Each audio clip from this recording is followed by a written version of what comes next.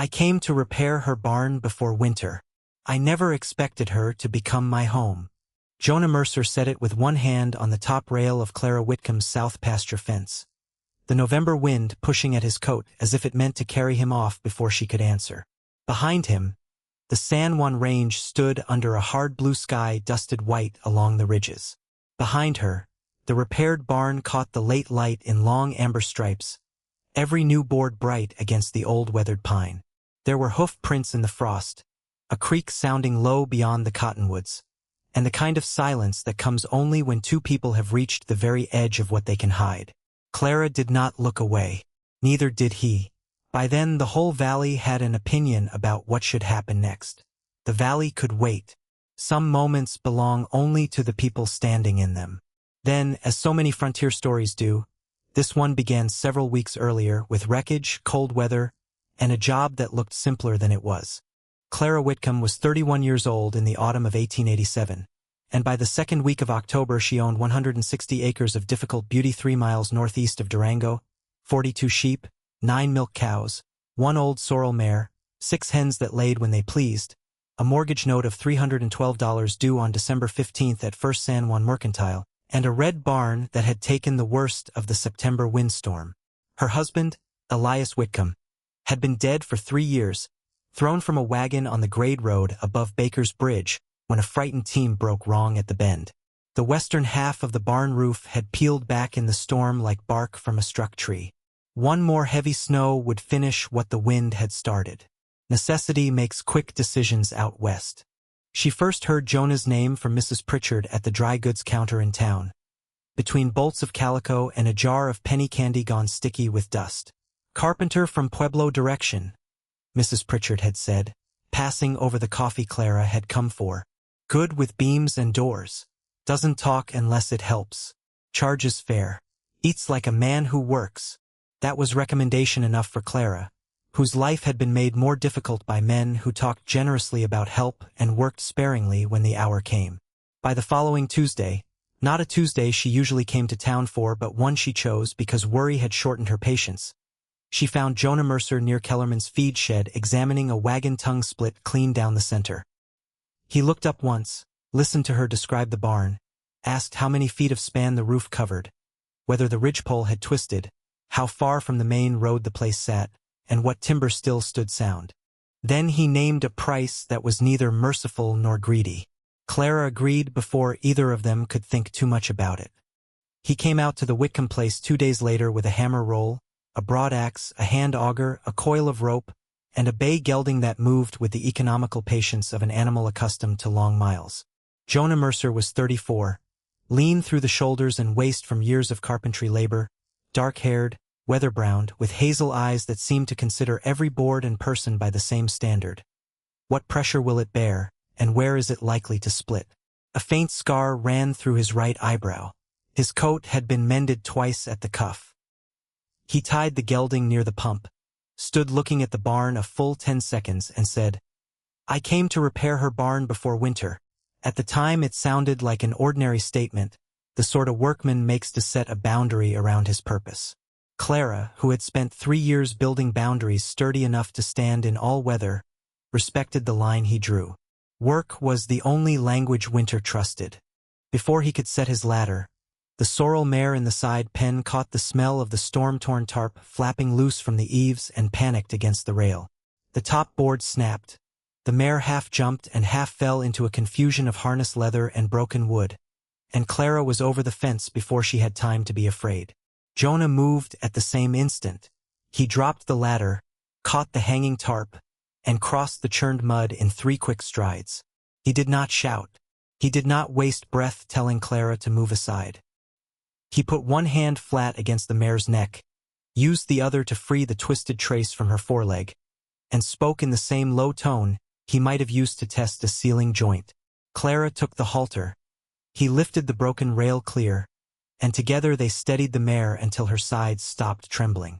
Only then did he straighten, wipe his hands on his trousers, and ask if there was spare oak anywhere on the property. Competence is a comfort long before it becomes affection. The repair to the pen came first, then the barn roof. Clara showed him the timber stack behind the smokehouse, the wagon shed where Elias used to plane door frames, the loft ladder that leaned left, the milk room latch that stuck in damp weather, and the ledger on her kitchen table where she kept numbers sharp enough to survive winter. He listened without interruption. That first afternoon he climbed into the damaged rafters and spent 4 hours sounding each beam with a mallet, scraping away wet rot with a draw knife, and lowering ruined shingles in neat stacks rather than letting them crash into the yard. At dusk Clara called him to supper out of simple decency, expecting him to refuse. He surprised her by removing his hat and saying he would accept if she did not mind silence while he ate. She did not mind silence. People in grief often trust quiet before they trust kindness. Word moved across La Plata County faster than wagons. By Saturday, Mrs. Pritchard had already told Deputy Tom Blevins that the Whitcomb widow had hired a carpenter with careful hands. By Monday there existed in Durango a whole floating chorus of respectable opinion about Clara's roof, Clara's note, Clara's loneliness, and the curious timing of a stranger arriving before the first deep freeze. Clara heard fragments of it in town when she went for nails and salt. She ignored most of them. Jonah, on the other hand, seemed to hear the shape of talk even when no words were directed at him. He would glance once toward the speaker, then return to his work with such concentration that the refusal itself became a kind of answer. The barn took the better part of 3 weeks. October turned the cottonwoods along the creek from green to hammered gold. Mornings smelled of frost and wet hay. Jonah stripped the damaged roof down to sound decking, sistered 2 cracked rafters, reset the ridge line with a jack screw borrowed from the Hannigans, and built a new pitch over the west bay steep enough to throw snow rather than collect it. It was punishing labor, the kind that leaves a man's shirt dark between the shoulder blades and his fingers raw where leather gloves rub thin. Clara never interfered with the work, but she noticed what he never said aloud.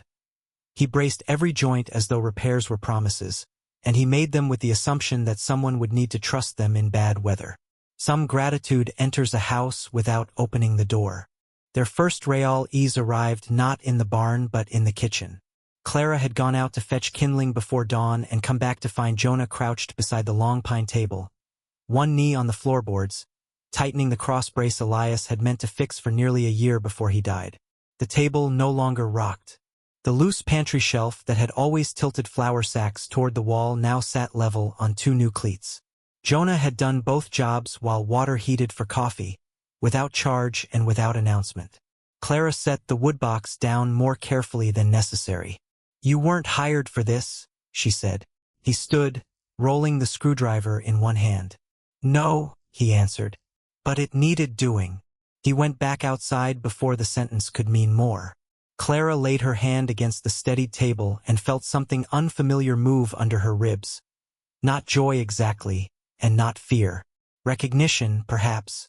Love rarely announces itself, fixes the hinge and waits. It became a habit after that for the place to change in small useful ways around him. A gate that had dragged for 2 winters swung true. The pump handle stopped shrieking because he leathered the washer. He rebalanced the loft ladder, sharpened the kitchen hatchet on the grindstone, and cut a narrow drainage trench so the milk room would no longer take standing water after rain. None of these things were large enough to mention in town. All of them altered the rhythm of Clara's days. She found herself finishing chores minutes earlier, breathing easier in rooms that no longer asked to be managed around brokenness. Jonah remained difficult to know. He worked steadily, ate what was set before him, and slept in the small room off the tack shed rather than under Clara's roof, though the weather had turned cold enough to justify coming inside. When Clara asked once if he had kin in Colorado, he said, "Not now," and let the matter rest there. She learned other things instead, the way people do when direct questions fail. That he favored his left wrist in the morning until the stiffness left it. That he touched the handle of his hammer with his thumb when thinking. That he stepped lightly around any toy left in the path, though none belonged to the Whitcomb place anymore. Curiosity is sometimes just grief looking for a safer subject. She did not press him. The silence between them was not empty. It was only unfinished. In the 3rd week of October, Clara drove into Durango with eggs, 2 smoked hams, and the hope of extending her note by another 30 days if Mr. Kellerman could be persuaded that a repaired barn meant safer stock and safer stock meant better winter income. She found the mercantile busy with freighters from Silverton and 2 Ute women trading beadwork for sugar. She also found Eli Sutter waiting by the stove with his hat in his hands. Eli was 38, broad-shouldered, well-spoken, recently established in feed and freight between Hesperus and Durango, and considered by every practical person in town to be a sensible man. He had never been cruel. He had never been foolish. "I heard you hired a carpenter," he said, as though remarking on weather. "Good. Fair thing to do before snow comes." Then, lowering his voice, he added, "If you still need help with that note, there are arrangements that could be made in your best interest. Gentle rivals often speak the language of reason because reason sounds innocent." Clara understood him perfectly and hated that the offer was not insulting enough to dismiss. If she married Eli, or even sold him the lower 20 acres by the creek, the note would disappear and the ranch might survive without another winter of arithmetic. He would not mistreat her. He would not ask much beyond steadiness and gratitude. People in town would call it a wise match. She said she would think on it. Eli inclined his head as if accepting the pace of business. "That is all I ask," he replied. Yet when she returned to the wagon she felt more tired than she had after hauling hay. On the drive home the late sun made bands of copper across the road, and the mountains looked close enough to touch and impossibly far. Some choices do not wound because they are wrong. They wound because they are almost reasonable. That evening Jonah saw the change in her face before she set down the coffee tin. He did not ask what had happened. He only worked past dark on the new hayloft door, the lantern throwing a square of amber across the yard. Clara watched him from the kitchen window longer than she meant to. At supper he was quieter than usual. At last he said, not looking at her, "Town had plenty to say today?" Clara gave a tired laugh. "Town always has plenty to say." He drew a breath and seemed to choose against a different sentence. "I came to repair her barn before winter," he said instead, almost to himself. It sounded this time like a reminder, or perhaps a warning. Clara should have let it pass. Instead she answered, "And yet you keep repairing things I never hired you for." Jonah looked up then, brief surprise crossing his face like sun through moving cloud. Neither of them found a safer subject quickly. Outside, the first hard geese were moving south over the Animus. The season was making decisions of its own. By the first week of November the roof was sound. Snow could come when it pleased. A smarter man might have taken his pay and gone on to the next county where fences sagged and sheds leaned and nobody's eyes followed him from doorway to doorway. Jonah stayed because Clara asked, with studied casualness, if he might inspect the north barn wall before leaving. The sill showed rot, and if it failed, the whole corner would settle by spring. He said yes. Then he noticed the cracked sash in the east parlor window where cold air lifted the curtain every dawn. He replaced the sill under that window, then fitted a deeper seat beneath it from leftover pine, smoothing the plank until it shone pale as oats. When Clara found him there, brushing shavings from the finished bench, she asked why he had built it. "Morning light's best from this side," he said. "House deserved a place to keep it." She sat there the next dawn without telling him. The sun came in over the pasture and touched the board's gold. Grief doesn't leave. It just learns to share the room with other things. His backstory came at last on a night of sleet. The sound on the roof was like handfuls of shot. Clara had made beef stew with the last of the October carrots and set out a second biscuit without pretending it was accidental. Jonah had finished mending the leather trace on her harness and was holding the awl loosely, as if the small tool anchored him. She mentioned, almost carelessly, that he moved like a man who had once worked around animals and children both. He went still for a long moment. Then he told her in one compressed, level burst that he had been married at 23 in Pueblo to a seamstress named Ada. She died in childbirth the following spring. The baby lived 5 days. Afterward he worked railroad framing south to Trinidad, then bridge crews near Cannon City, then ranch repairs wherever winter paid. It did for a while, he said. Then it just became another way of carrying things. Clara did not answer immediately. Some sorrow is best met by remaining in the chair and not moving away. She told him her own loss 2 evenings later while November smoke hung low in the yard and the sheep bunched close to the lee side of the barn. Elias had been older by 11 years, kind, patient, and forever half-convinced Weather could be persuaded by optimism. He built more shelves than Clara needed and never enough gates. He had wanted children badly. They buried a daughter in her second winter after a fever that outran every remedy in town. Elias did not know how to survive that kind of house quiet. By the time the wagon threw him on the baker's bridge grade, Clara had already been watching him disappear in pieces for a year. "I think," she said, staring at the stove door, "that people imagine widowhood begins at the funeral. Sometimes it begins earlier, and nobody sees it." Jonah let the words stay where they landed. There are truths that do not improve when comforted. After that, their closeness became less deniable and no easier to manage. Clara poured his coffee before he asked. Jonah learned where she kept the lamp wicks and which use needed gentler handling in the narrow chute. He laughed once, unexpectedly, when Deputy Tom came by to report that a fox had been seen near the Sloane hens, and Clara replied that the fox would likely leave better fed than the deputy if he lingered past chores. The sound of Jonah's laughter was low and brief, but Clara carried it with her the rest of the day like something warm in a pocket. Even the land seemed to notice. The creek ran thinner, the mornings whiter, the sky more transparent after frost. Time on a ranch is marked by chores, but feeling is marked by the ways chores start to seem shared. The town chorus did what such choruses always do. Mrs. Pritchard told Clara, over calico she did not intend to buy, that a woman's life should not be organized forever around what had been taken from it. Deputy Tom, less delicate, said while loading a sack of flour into Clara's wagon, "That carpenter looks at your place like he plans to remember it." None of this changed Clara's circumstances. The note remained due. Winter did not care who loved whom. Yet social pressure is powerful precisely because it attaches itself to facts already in the room. Eli Sutter returned with the first measurable snow. A decent man in a charcoal coat standing white-breathed in Clara's yard while flakes gathered on the brim of his hat. He brought ledger papers in a leather folio and spoke without circling. He would purchase the Lower Creek meadow for a fair price, enough to clear her debt and leave a little reserve for feed. Or, if she preferred a fuller arrangement, he would marry her and merge the operations while leaving the Whitcomb name on the land. "No one would think poorly of it," he said. "Quite the opposite. It would be considered a wise provision." Jonah was in the barn loft at the time, and Clara knew he could hear every word through the open bay. Eli removed his hat before the harder part. "I'm not asking for romance," he said. "I'm asking for a future that can hold." He meant it kindly. That made it worse. Clara asked for 1 week. Eli gave it. When he rode away, Jonah remained in the loft long enough to force her to come inside before they faced each other. The evening supper was nearly unbearable in its politeness.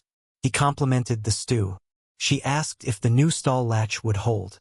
At last he said, "You should do what keeps the ranch." Clara set down her spoon. "Is that what you think I've been preserving all this time? A building? A name on paper?" Jonah stared at the table as though a flaw in the wood might guide him. "I think winter takes what people fail to secure in time." Clara rose and carried the bowls to the washstand because movement was easier than remaining still. He left before dawn the next morning to cut replacement planks from the stand of Ponderosa on the north edge of her property.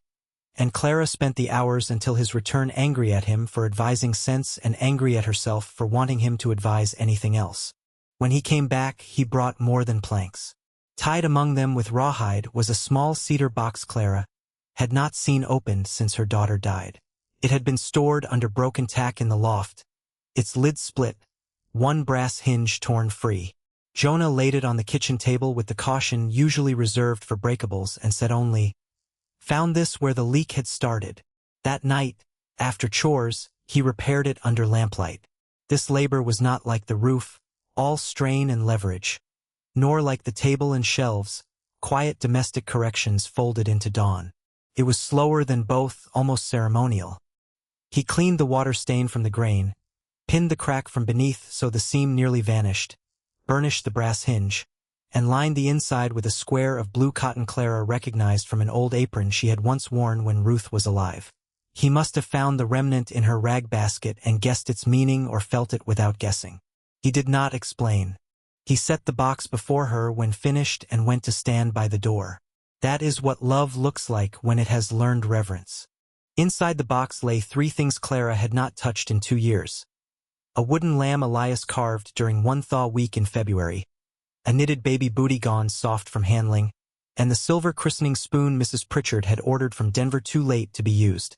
Clara sat without moving. Her eyes filled but did not spill.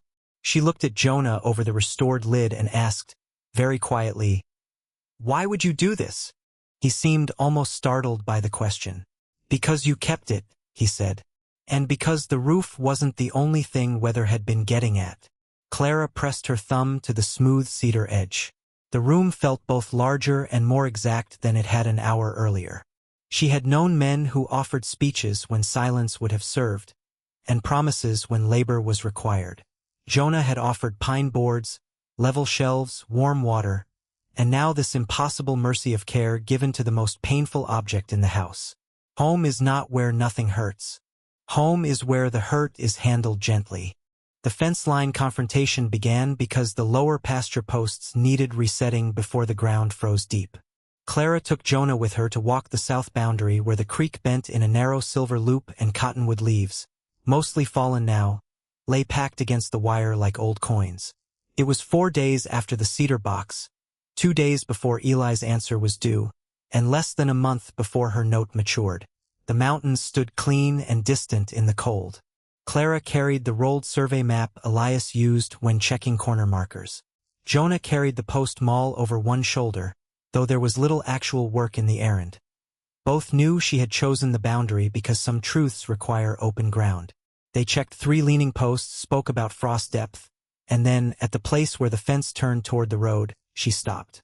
"If I sell the creek meadow," she said, eyes on the wire, "the ranch survives."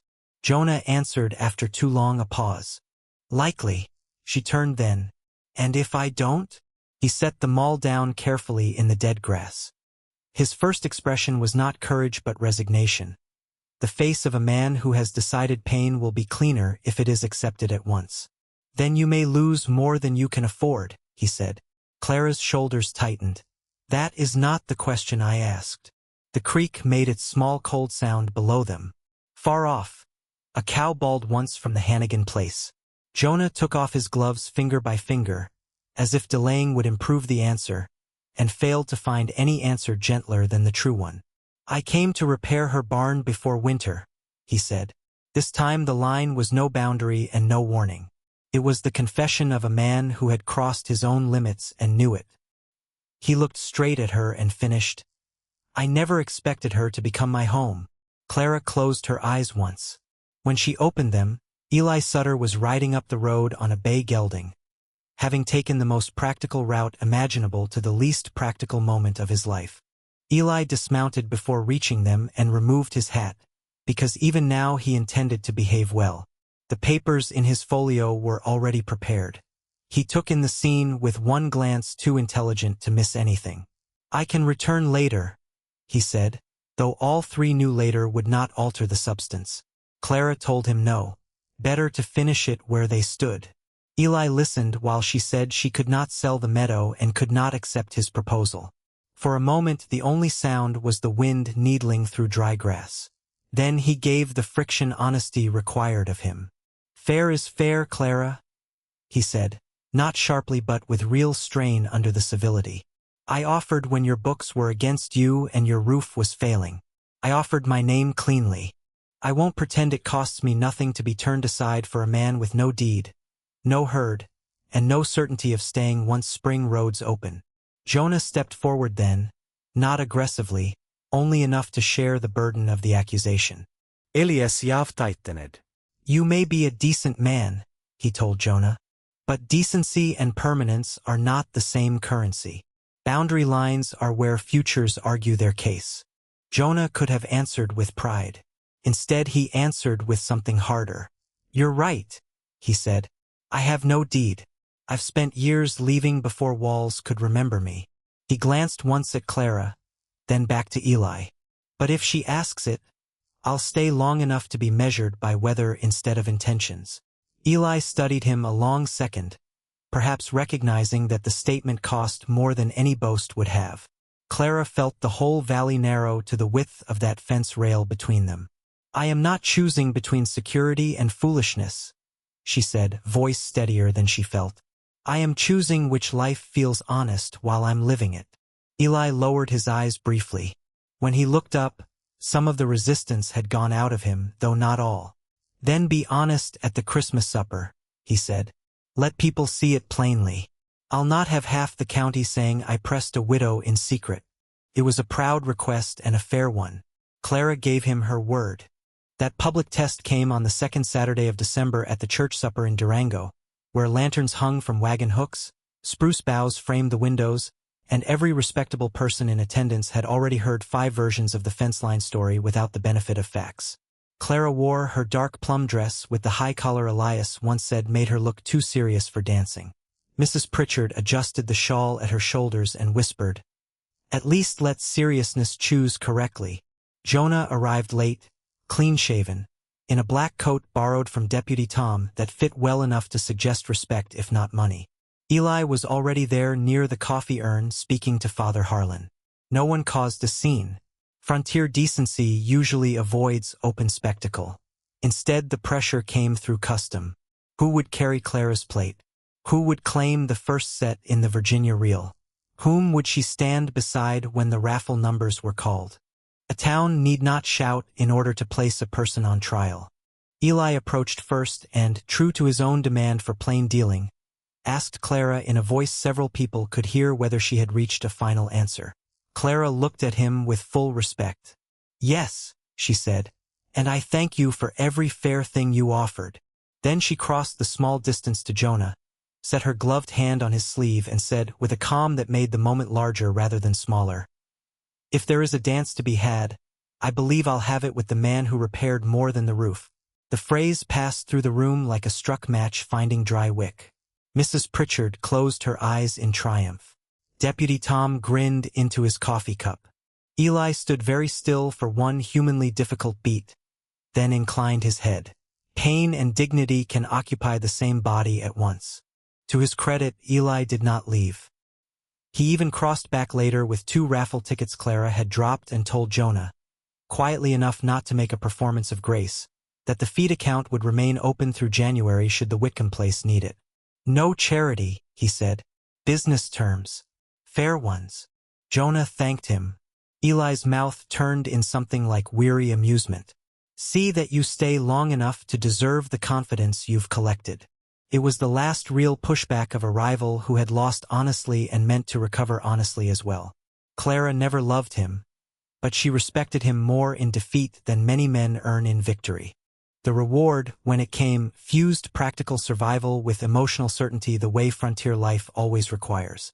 2 days before the note came due, Jonah sold the bay gelding and half his tools, keeping only what a resident carpenter might need rather than what a wandering one must carry. With that money, the proceeds from Clara's hams and late wool, and a short extension Mr. Kellerman granted after inspecting the now-stable barn, the note was reduced to a sum they could manage by spring branding if the calves lived and the milk held price. Jonah drafted a simple partnership agreement in Father Harlan's hand. Labor and profits shared, land remaining in Clara's name until marriage changed nothing except who signed beside it. He moved at last into the spare room off the kitchen on the coldest night of the year because the pump froze and it made no practical sense to pretend otherwise. Practicality, Clara discovered, is much sweeter when it stops disguising tenderness. Winter settled fully over the Whitcomb place after Christmas. Snow piled against the barn Jonah had saved. Smoke braided upward from the chimney at dawn. Clara found his gloves drying beside her own and ceased to be startled by the sight. They worked through January like people who had chosen the same burden and therefore cut its weight in half.